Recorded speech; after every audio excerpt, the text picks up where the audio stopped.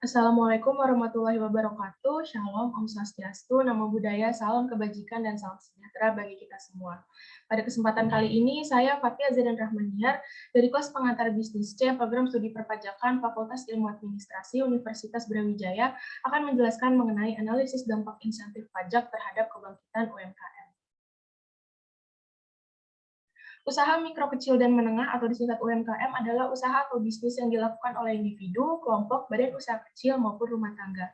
Di Indonesia sendiri, UMKM sangat berkontribusi terhadap pengembangan bisnis dan pertumbuhan ekonomi, termasuk meningkatnya pemasukan pajak negara.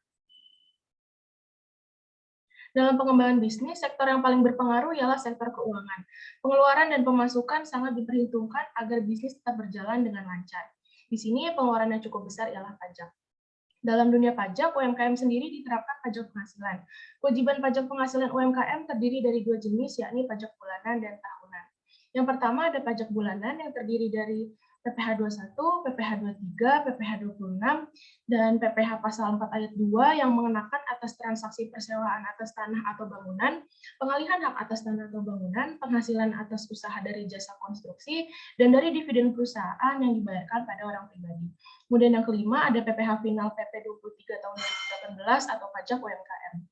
Pengusaha UMKM juga dikenakan PPh final sesuai peraturan pemerintah nomor 23 tahun 2018 tentang PPh atas penghasilan dari usaha yang diterima atau diperoleh wajib pajak yang memiliki peredaran bruto tertentu. Selanjutnya ada pajak tahunan yang terdiri dari PPh badan. UMKM dengan kategori pengusaha dengan skala usaha menengah dikenakan PPh badan yang dibayarkan setahun sekali atau melalui angsuran PPh pasal 25 yang dibayarkan setiap bulan. Selanjutnya ada insentif pajak penghasilan. Insentif PPh bagi peserta UMKM merupakan salah satu fasilitas pembiayaan yang diberikan oleh pemerintah kepada peserta UMKM untuk mendorong potensi atau kegiatan sektor UMKM. Tarif pajak final yang lama sebesar 1% pada UMKM dianggap memberatkan peserta UMKM dan sering dikeluhkan oleh peserta UMKM. Maka dari itu, Presiden Joko Widodo memperkenalkan tarif PPh UMKM yang baru pada tanggal 22 dan 23 Juni 2018. Tarif yang baru yakni penurunan sebesar 0,5% yang berlaku mulai 1 Juli 2018 menggantikan tarif sebelumnya yakni 1%. Turunnya tingkat realisasi patuh pajak dari pelaku usaha di era COVID-19 membuat pemerintah terus mengeluarkan kebijakan berupa insentif pajak agar bisnis atau UMKM di Indonesia kembali bangkit. Pada 1 Juli 2021, pemerintah telah menetapkan Peraturan Menteri Keuangan Nomor 82 tentang perubahan atas Peraturan Menteri Keuangan Nomor 9 tentang insentif pajak untuk wajib pajak terdampak pandemi COVID-19. Adanya PMK nomor 82 ini, masyarakat dan dunia usaha dapat memanfaatkan insentif hingga Desember 2021.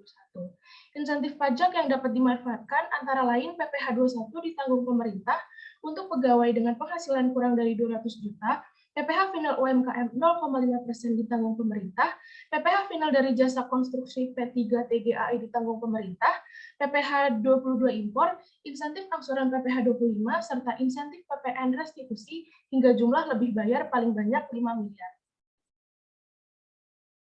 Selanjutnya ada dampak insentif pajak itu sendiri terhadap UMKM. Yang pertama, merangsang munculnya pelaku UMKM baru untuk berkembang dan memberikan peluang usaha dengan mengurangi biaya UMKM untuk ekspansi usaha. Yang kedua, meningkatkan peran dunia usaha dalam menggerakkan perekonomian nasional dan bisnis dengan mengutamakan peran pelaku UMKM daripada pelaku usaha besar. Yang ketiga, memungkinkan usaha kecil dan mikro dapat tumbuh menjadi usaha kecil, kemudian usaha kecil dapat menjadi usaha menengah, dan usaha menengah dapat menjadi usaha besar. Dan yang terakhir, menarik munculnya pelaku UMKM baru dan mendidik lebih banyak pelaku UMKM agar akrab dengan platform digital, tertib manajemen, dan perpajakan sehingga sektor bisnis di Indonesia dapat berkembang. Ada pula dampak jangka pendek dan menengah dari insentif ini sendiri. Dampak jangka pendek dari penerapan insentif ini adalah penerimaan negara, khususnya penerimaan pajak non-migas, akan menurun pada semester kedua tahun 2018. PPh final UMKM tahun 2017 tercatat sebesar 2,5 triliun rupiah dari wajib pajak UMKM badan. Namun dalam jangka menengah, kebijakan tersebut akan memperluas basis pajak dan menaikkan tarif pajak seiring dengan peningkatan jumlah wajib pajak UMKM. Maka kesimpulannya, kebijakan insentif pajak ini menimbulkan dampak positif dan negatif bagi dunia bisnis.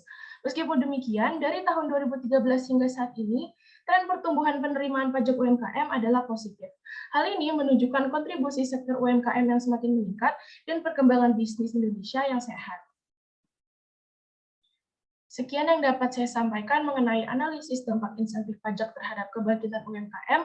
Terima kasih, kurang lebihnya mohon maaf. Wassalamualaikum warahmatullahi wabarakatuh.